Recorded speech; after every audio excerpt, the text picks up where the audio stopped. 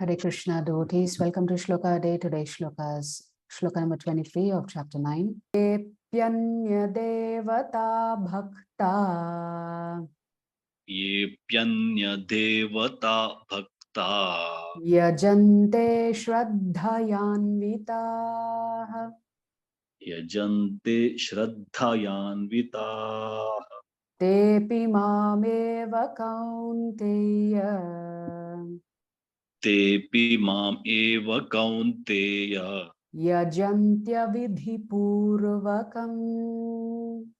yajantya vidhipurvakam.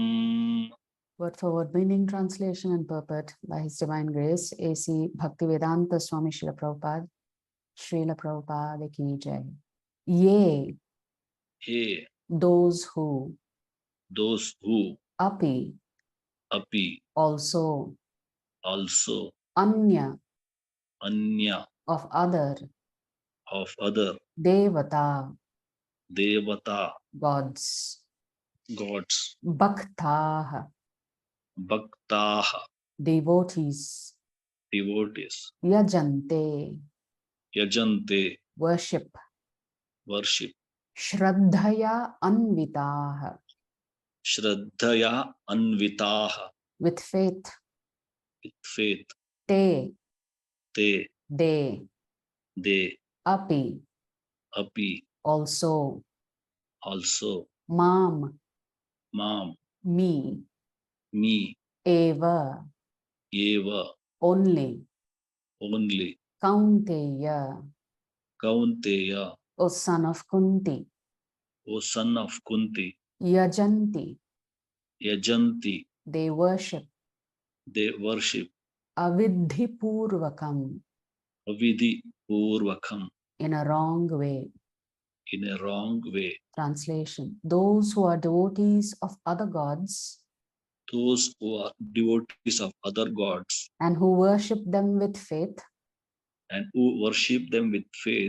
actually worship only me, O son of Kunti, but they do so in a wrong way. But they do so in a wrong way. Yes, so 2 shlokas earlier, the Lord said that those who worship the demigods are worshipping him indirectly.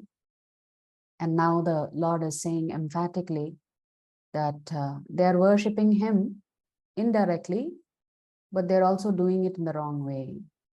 The wrong way, the right way is to actually worship the Supreme Lord. So worship of demigods is indirectly, you're actually worshipping Sri Krishna. We'll understand why that is. So Prabhupada says, persons who are engaged in the worship of demigods are not very intelligent. Although such worship is offered to me indirectly, Krishna says. For example, when a man pours water on the leaves and branches of a tree without pouring water on the root, he does so without sufficient knowledge or without observing regulative principles. Similarly, the process of rendering service to different parts of the body is to supply food to the stomach. The demigods are, so to speak, different officers and directors in the government of the Supreme Lord. One has to follow the laws made by the government, not by the officers or directors. Similarly, everyone is to offer his worship to the Supreme Lord only. That will automatically satisfy the different officers and directors of the Lord. The officers and directors are engaged as representatives of the government. And to offer some bribe to the officers and directors is illegal. This is stated here as avidhi purvakam. In other words, Krishna does not approve the unnecessary worship of the demigods. So Prabhupada has written an astounding purport here. In any government, you have a lot of ministries and a lot of officials. if you want to get your job done, generally in our culture and many cultures, bribing seems to be the norm to get what you want. So similarly, Prabhupada is writing, we bribe the demigods to get what we want. That is illegal. By simply worshipping the Lord, the demigods are automatically satisfied. And the Shastras give us two examples of this, or two analogies, I would say. One analogy is watering the root. If you water the root of the plant, all the parts of the plant get automatically nourished. If you supply food to the stomach, all the parts of the body automatically get nourished. Similarly, if you simply worship the Supreme Lord, Sri Krishna, all of the demigods get their nourishment. They get their supply of food that is necessary for them. So why is Prabhupada calling this whole process illegal? Because worship of demigods is in the Shastras. So why is all of this suddenly illegal? So we have to understand this in the context in which Prabhupada is writing. So if you look at this 7th chapter, Shlokas 20 to 23, Krishna is using the word Shraddhayanvitaha. And there Krishna has talked about demigod worship. So Krishna is saying, it is I who give Shraddha to those who want to worship the demigods. So even that Shraddha is coming from the Supreme Lord. In order for you to worship the demigods, that faith to worship the demigods is also being given by Krishna. So that means it's not anything illegal, because the Shastras themselves say you can worship the demigods if you want particular outcomes. So why is Prabhupada using the word illegal? And Krishna is saying it is improper. This worship is improper. So from a Vedic cultural standpoint, there's nothing illegal about worshiping the demigods.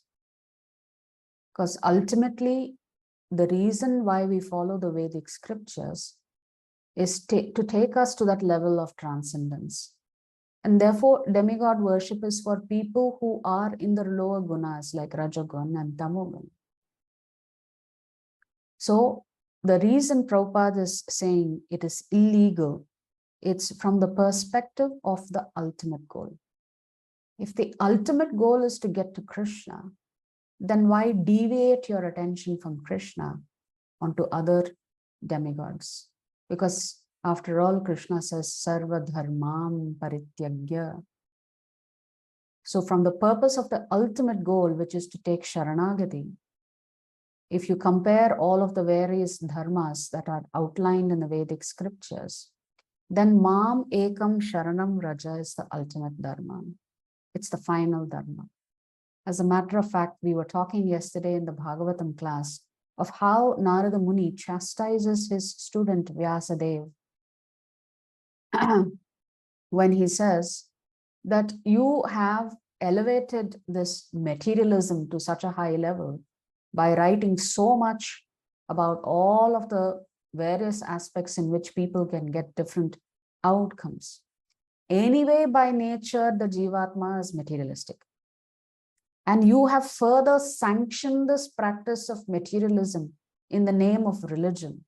And what will happen? The result of people following the Vedic scriptures, Dharma, Artha, and Kama, is that they will continue down this path. They will never break free of the cycle of birth and death.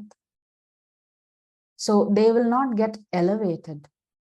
Jugopshitam. That's the word that Narada Muni uses, meaning that it is abominable what Vyasadeva has done. So it's a very strong word that Narada Muni uses to chastise his disciple. And his disciple is not an ordinary person, is an exalted personality. So the point here is, from a Vedic progression perspective, demigod worship is good. But from a transcendental perspective, anything less than pure devotional service to the Supreme Lord is called Kaitava Dharma or cheating Dharma.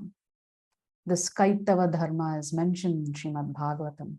So that is why Prabhupada is stating that even here, the worship of the demigods is considered illegal. So that's the main point of this particular shloka, where the Lord is saying that those who are actually worshipping demigods, earlier in the 7th chapter, he said, I give them the faith to worship the demigods. Now he's saying, actually, they are worshipping me only, but they are doing it in the wrong way. So this entire section, the Lord is contrasting demigod worship with worshipping him. And he's leaving the choice to you, but making it very clear that if you are intelligent, you will make the right choice. The right choice always is to worship the Supreme Lord Krishna. Ananya Sachintanyam Tomam, right? Which is exclusive devotion and surrender to Krishna. If you like our videos, please subscribe to our channel and turn on the bell notification. If you'd like to join our classes every day, please check the details in the description section of this video. We look forward to serving you.